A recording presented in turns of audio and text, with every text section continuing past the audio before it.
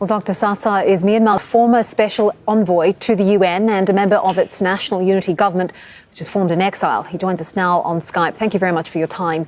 I just want to start by asking you, I believe one of the people who was executed was someone that you knew fairly well. How are you feeling about what's happened? Yes, this is a dark day for democracy. And this is a dark day for human rights. We all are devastated by these acts of terror against these democratic leaders of Myanmar. One of the executed by these military generals were my friends, and they are my leaders, they are my brothers, they are my friends. Now they are the martyrs of democracy and human rights. Indeed, they can take away their bodies, but the military generals in Myanmar will not take away the visions of these martyrs of democracy. Why do you think that the military junta did this? Is it about scaring people, and will that work? The military generals in Myanmar have been known for their tactics of using fear as weapons, devastations as weapons, and also disease as weapons, starvations as weapons.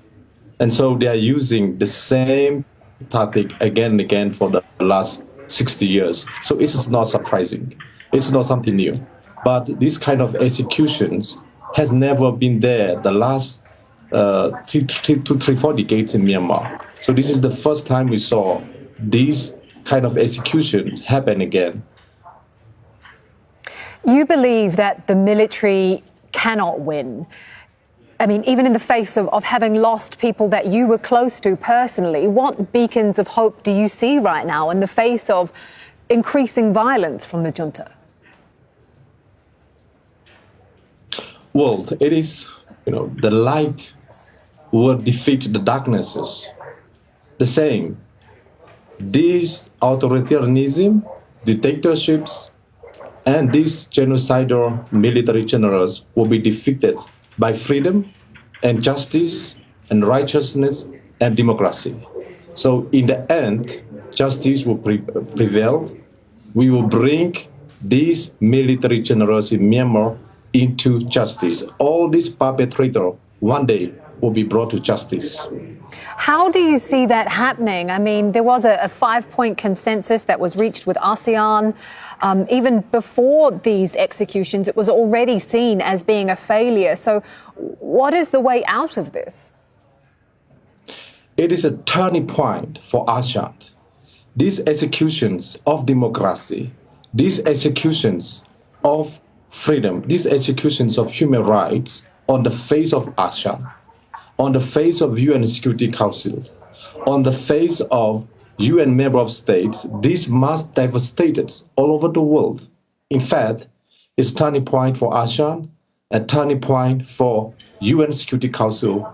They must respond in the strongest term. They must immediately respond in the firm and the strongest term to this execution. What are the next steps then for the national unity government, which, as we mentioned, has been formed in exile?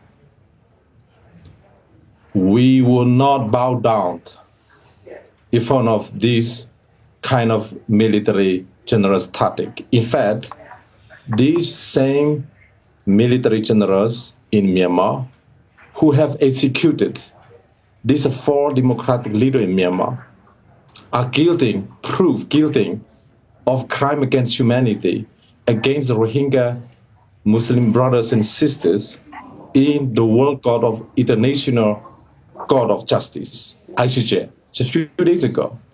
So all options of international mechanism on justice, and also once we get our freedom, all these perpetrators will be brought to justice, and we will never surrender. We will never give up our fight for freedom. We will never surrender for our fight for democracy. It makes us stronger and more determined. All right. Hey, thank you very much for joining us, Dr. Sasa there, Myanmar's former special envoy to the UN. Thank you for having me.